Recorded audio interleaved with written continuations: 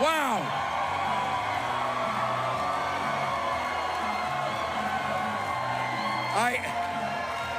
Well, hello, Phoenix.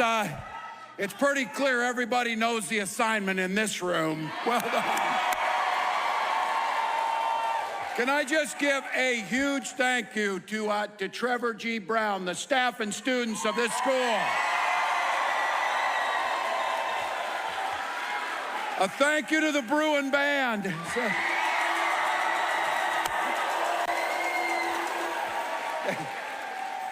They let me walk through the lunchroom, a place where I spent a big part of my life, so I appreciate that.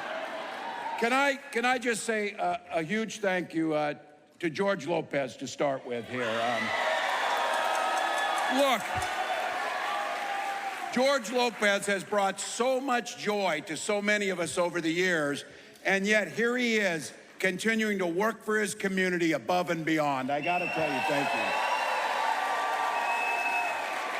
And I'm gonna be thanking all of you for being here, but this guy is here tonight, and he's missing his beloved Dodgers playing in the World Series. So there it is. So he's here. He's here. And to Anna Navarro, please.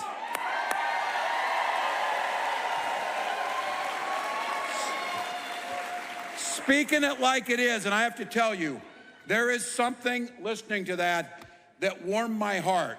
The idea that Anna Navarro is going to carry a grudge against Donald Trump forever is so great. So thank you.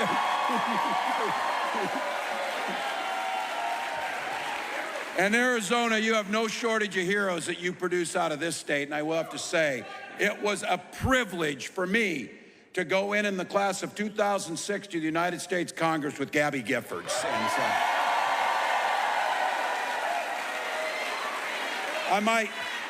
I might add, it's because of Gabby Giffords' work that in the state of Minnesota now, we have enhanced background checks and red flag laws protecting people from gun violence.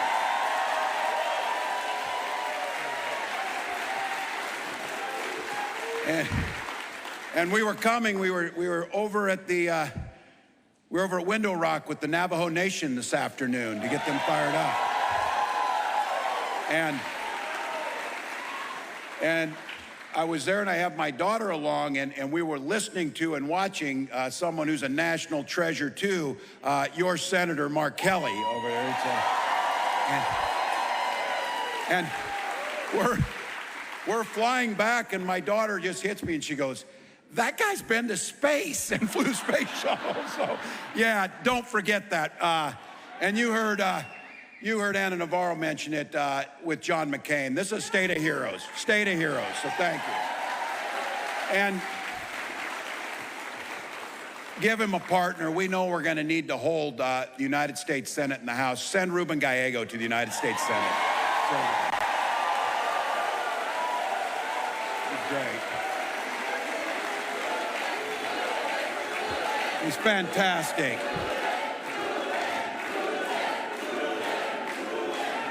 You got fantastic. We're going to pick up some of these House seats, but to each and every one of you, look, it's Saturday night. I was going to say it's a beautiful night out, but I feel like I say this as a Minnesotan. Every time I come here, I feel like a snowman melting, you know. So I do 30 below really well. It's the other. So, but look, you came here, you found parking, you came into a high school gym. You could have been anywhere, but you're here for that simple reason. You love this country, and I thank you for that. Thank you. Yay, yay. USA, USA, USA. Yeah, thank you all. You saw it at the convention in Chicago. Those days are over where those guys get to think that they're patriots when all they do is crap on this country. And you saw it. We took the flag back. Kamala, Beyonce, and the rest of you took freedom back, that's for sure. And I'll be damned if Donald Trump will lecture me on what family values are. So we took the flag, we took freedom, we took family values, and this one, for me personally, I'm taking football back from them. So there you go. We're going. Here it is, brass tacks. We got 10 days. We got 10 days left to the election. I am honored to be on this ticket, standing there with Kamala Harris. I'll tell you, we are running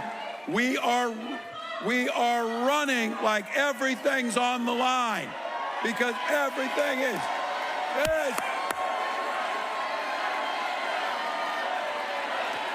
We're not going back.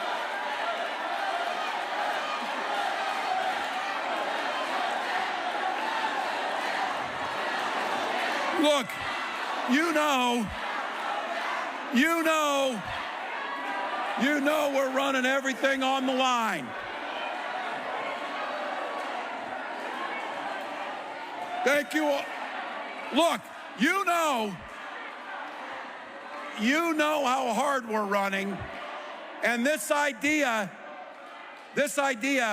people are saying, why the intensity? Why running so hard? We are running like everything is on the line because everything, it is. Look, I know you hear this. You hear it from people say, look, we survived Donald Trump's first presidency. How bad could it be? We can make it through another. That's right. The complacency of that is what's dangerous. We know it. Finding the courage to come out for some of these folks, to speak out and sound the alarm. You're hearing a lifelong Republican in Ana Navarro saying, this guy's wrong for America. And look, the last several weeks, Donald Trump is descending into madness. You have heard the people closest to him, and the vice president calls it a 911 to the American people. Because this Donald Trump, those insiders say, this Donald Trump is not the Donald Trump of 2016. That's not the Donald Trump who's running today. This Donald Trump called for a termination of the Constitution. This Donald Trump stood there and said, and will not back down, he will send the United States military after people who do not support him. He's talking about today. He said the enemy within is more dangerous than the dictator in North Korea with nuclear weapons.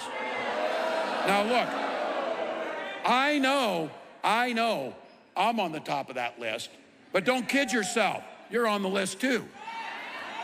That's how they are. So look, the highest ranking enlisted soldier, the highest ranking soldier in our military, General Mark Milley, at the time was the chairman of the Joint Chiefs of Staff. He was working with Donald Trump.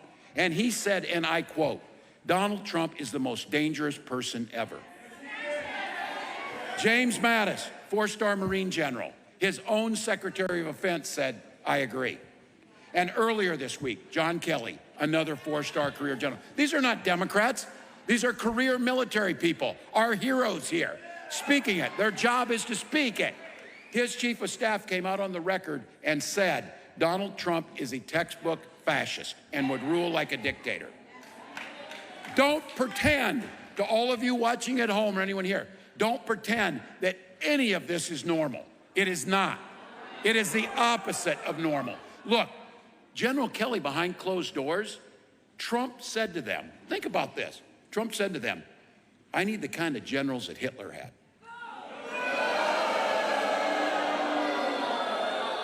To all the look, he has a long history of crapping on our armed forces. You know that's what he does. He disgraced the legacy of John McCain. He'll do anything. And as a 24-year veteran myself and all the veterans in here, that should make you sick. And for all those who serve, we were out there on Navajo Nation where they serve at a higher rate than anybody. And they lost one of the last code talkers who was out there. These are folks that gave their lives. Yeah.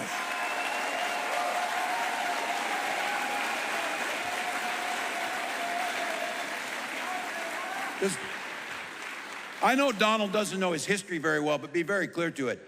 It was the sons of Minnesota and Arizona that were there to beat the hell out of the Nazis and Adolf Hitler. He's on the wrong side of things.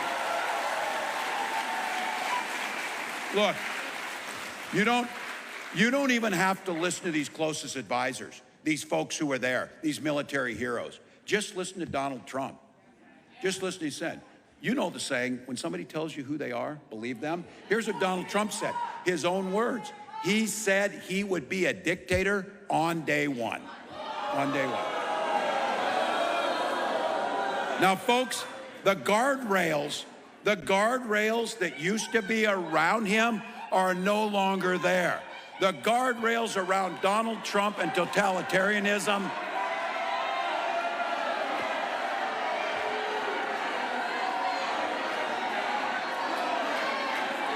Donald Trump,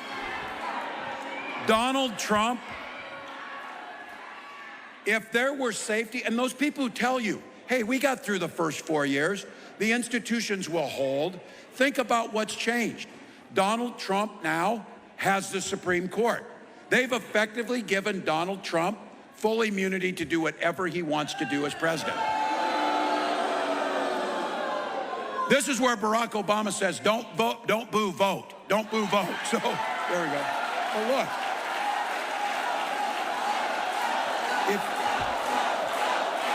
That's it. If he is reelected, he will be able to appoint up to 2 more justices on that court. So for all of you to think about it, this isn't the next 4 years. This is your grandchildren's lifetime that they will be making decisions over. And Lord knows, speaking of guardrails, there is no courage in the Republican members of the Congress and the Senate to do anything against Donald Trump. Not a damn one of them. You know what's surprising to me is that any of them can stand up without a spine. It makes it very difficult. There's none of them do. But you know what?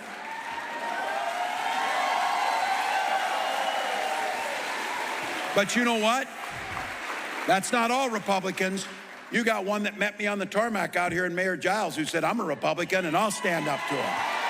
I'll stand up to him. Well, look, I said almost all the guardrails were gone, but the most important guardrail is still here. You, the people, are here. You.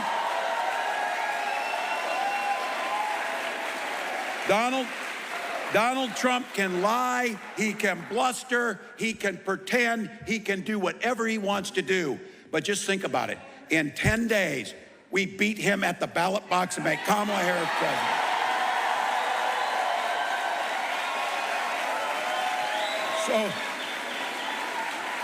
So I see some, by nature, I'm a super optimistic person. And teachers in here, I have to be. We're optimistic people. We see a positive future every day. So I know that was pretty heavy stuff. But look, here's the good news, Arizona. There's that simple solution, and it's up on the wall. Arizona votes early for Kamala Harris. There you go.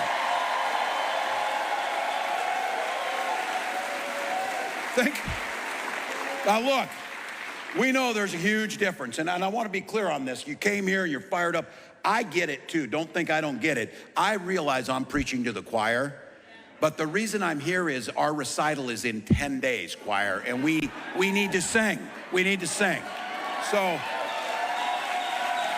it's important. It's important for us to know the difference. And we saw it. My God, we saw it during the debate. Could there have been a greater difference for this? You had a competent, visionary, compassionate, effective leader in Kamala Harris. And over here, you had a nearly 80-year-old man yelling at clouds. I mean, that's what it basically was. So look, Kamala Harris has a to-do list for the American public. Donald Trump has an enemies list against the American public. So what? She is showing us, and we have a new way forward. And we have a responsibility. We know that the economy works best when we make sure that we're working for the middle class, lowering costs on middle class families so everyone gets an opportunity.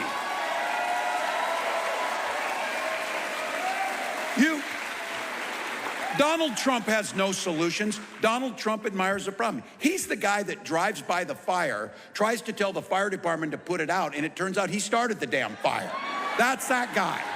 So look, we know this. We've laid out a plan to try and get, He goes into a grocery store and a woman's buying groceries and he gives her $100, whatever, to pay for groceries, showing like, you know, what the heck's he gonna do about the prices? I got to thinking, why is he doing that? I'm pretty sure he just pays off every woman he sees because of the stuff he's done. That's my thing. So you know it. How insulting. How insulting. And then to go cosplay like he worked in McDonald's, insulting people who do the hard work. He has no idea. So look, Kamala Harris does. It starts with making sure we focus on the middle class, 100 million Minnesota Americans receiving a middle class tax cut.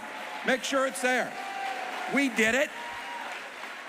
What Kamala Harris is proposing, a $6,000 child tax credit, we did it in Minnesota. It reduces childhood poverty by 1/3. Now, and I see the folks here in the middle and those that have young children, the cost of childcare is scary. It's hard to find. So focusing on getting more providers and the help to pay for that, those are things that make a difference so that people can go out, join the economy, live the lives they want. When J.D. Vance got asked about these, he'd just have grandma do it because it's a joke. They asked Donald Trump what to do. Did you see this interview? They asked Donald Trump what to do about child care, and it looked like his brain just broke mid-sentence. It was nothing. Now, you don't need a president who doesn't understand these things matter. These things matter. And look, I want to talk about the idea of the price gouging and things. The best example of this is around insulin. And if those of you in here who are diabetic or need insulin, it's life or death. This isn't like, oh, I'd like to buy something nice for myself. It's like, if I don't have this, I die. And people die from it. And we saw it in Minnesota where a young man named Alex Smith aged off his parents' insurance. He started to try and ration his insulin, and he died. And his mom, Nicole, came to the capital of Minnesota and said, I don't ever want another family to have to go through this. And we passed a law making sure insulin was capped at $35. That's what Kamala Harris wants for everyone. And now, we're all, for those of us in here who understand a free market economy and everything, they keep saying, oh, it's some type of, conspiracy that we don't want to have price gouging. Let me give two examples of price gouging. That insulin that we capped at $35, before we capped it, would sell up to $800 is what it would cost. It costs $5 to make it. That's not free market, that's price gouging.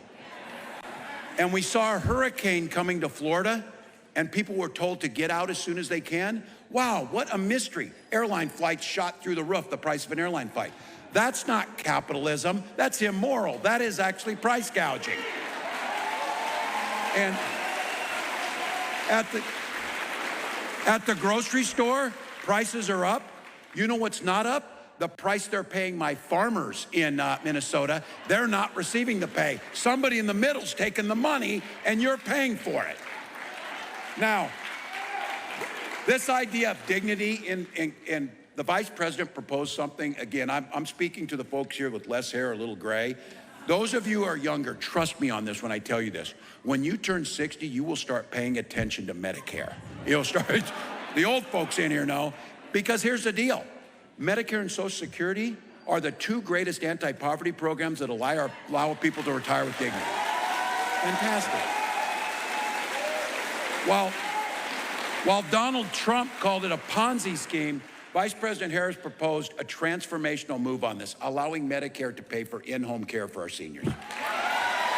Big deal.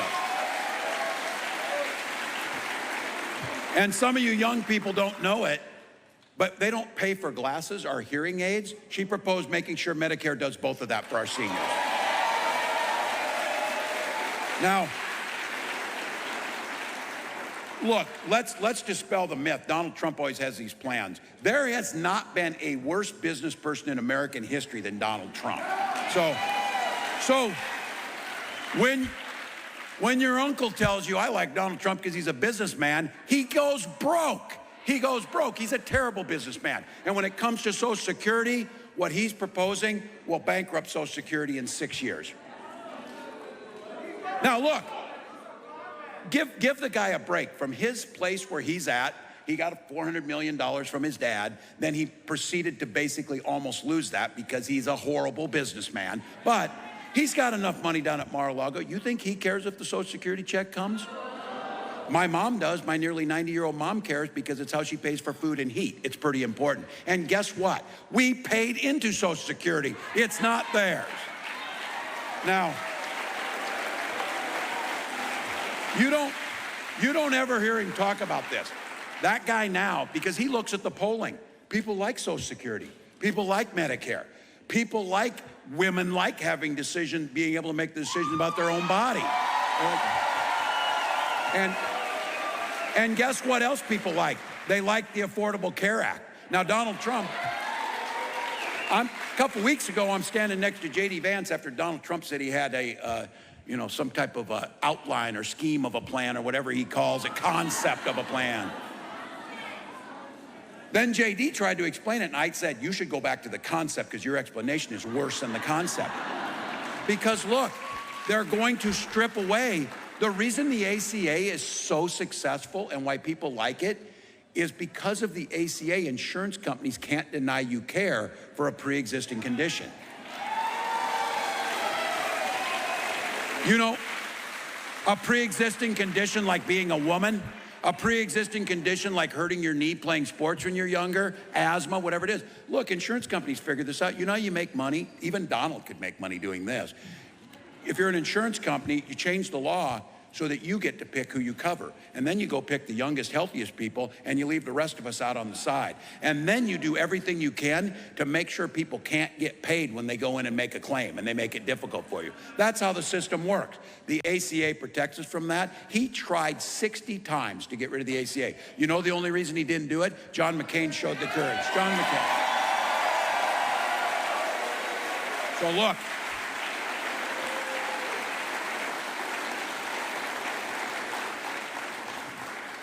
and we need to keep the Senate because we don't have John McCain right now. We need to make sure, and I can tell you, I don't think there's another one on the other side on the Republican senators that would have the courage that John McCain had. That's why we need to keep the Senate, because they will try it again. Look, Kamala and I know we want to help more folks get started on businesses too. This idea that you should start your own small business, the idea that we could put in $20,000 forgivable grants, get your business off the ground, $50,000 tax credit to get you going. That's how you start small businesses. Look,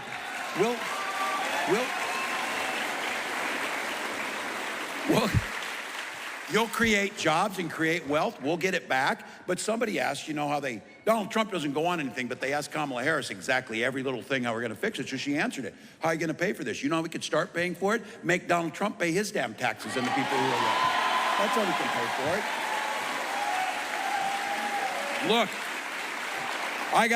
I want to be very careful when I say this, guys. I've said Donald Trump never keeps his word. That's untrue. J.D. Vance and Donald Trump have a very clear plan. He's kept his word on this.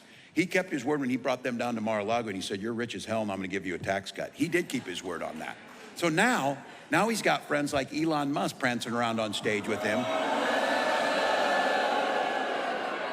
I'm sorry for all you people who bought Teslas. So just put a bumper sticker over it that said you didn't know he was this weird when you bought it. That's all you got to do.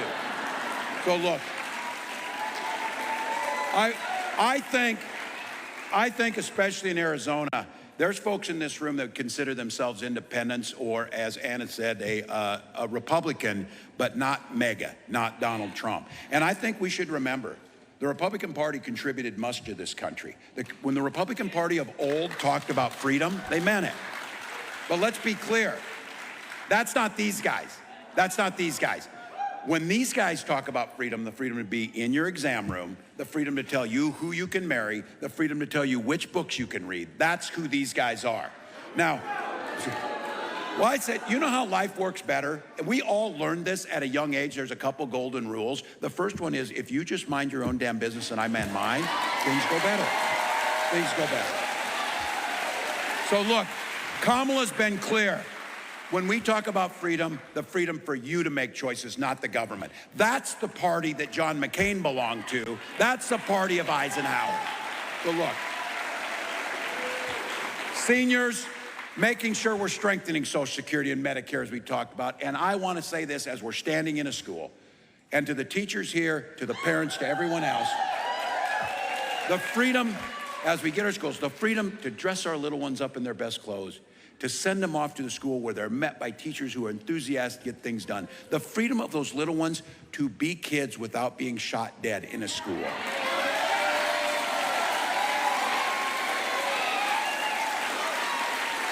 I'll just end with this. I'm not taking a back seat. None of us here, I'm not taking a back seat on this. I am a veteran. I am a gun owner. I am a hunter. And you can protect the Second Amendment, which I have done and Kamala's done, and protect our children. And I'll just leave you with this thought. Both the Vice President Harris and myself are both gun owners. The Republican nominee can't pass a background check to buy a gun.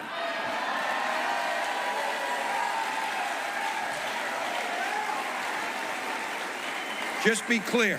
Just be clear about that. All right, as I wind this thing down, I'm gonna talk to about half the group here. I'm gonna talk to the men. And as the men are in here thinking about this, think about the women in your lives that you love, wives, daughters, mothers, sisters, neighbors.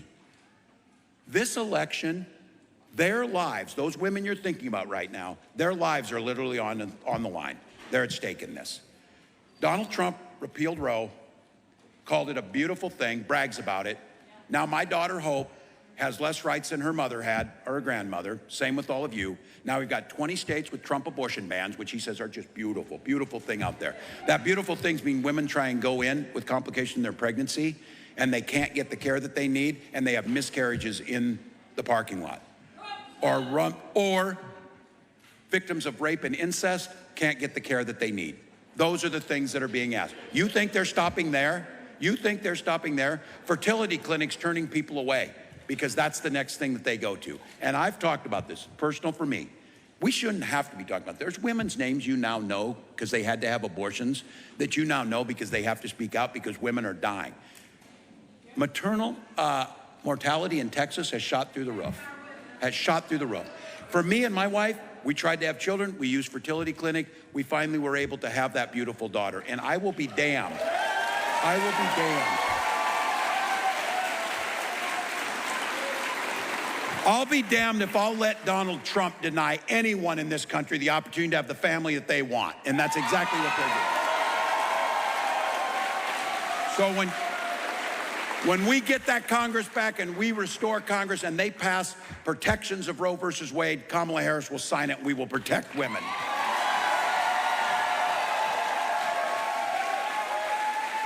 All right, one final thing on this. Every day this guy is something else as he descends into this madness that he's going on.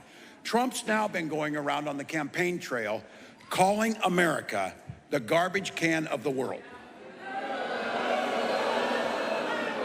A direct quote, this country that so many died protecting, that is the beacon of the world on democracy and human rights, he calls it the garbage can of the world. That is so pathetic and unpatriotic that it's almost unbelievable. So look, he is literally trash talking this country now, every single day. So it doesn't get simpler. And let's start naming it where it is. Donald Trump hates this country and everything he does is for Donald Trump. So just say it. His words. Let me give Kamala Harris's words. She believes America is the greatest country on earth. And it's that simple. 10 days, folks, 10 days. So here's what it is. Time to get it in, Phoenix. This is it. It is now time for the final push here. Tie game, fourth quarter, clock's ticking. But here's the good news. We got the better team. We got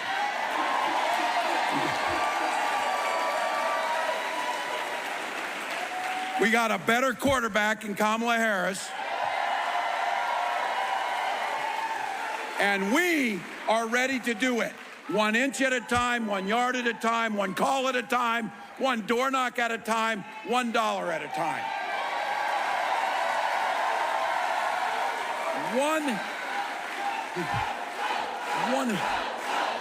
This is our time. This is our time. 1 vote, 1 or 2 votes per precincts in the state of Arizona can make Kamala Harris president. It's that simple. As Mark said, if you get an extra buck, go to KamalaHarris.com, find out how you can help. But look, what you can do in here, and I'll ask you, how many have already voted? All right. How many are ready to take another person to the poll? There we go. All right. Look, vote early. You can do it in person with your county. Bring your ID. Get that done. Know what you're doing. If you have to send a mail-in ballot back, you got to have it back by October 29th, or drop it in the box until Election Day. iwillvote.com/AZ to find your location. I've been saying it. There'll be plenty of time to sleep when you're dead. This is all gas, no break for the next 10 days. And when all of us are old and we're on the porch in the rocking chair and the little ones are around us asking, in 2024, what did you do to save the democracy? And the answer is every damn thing that we could.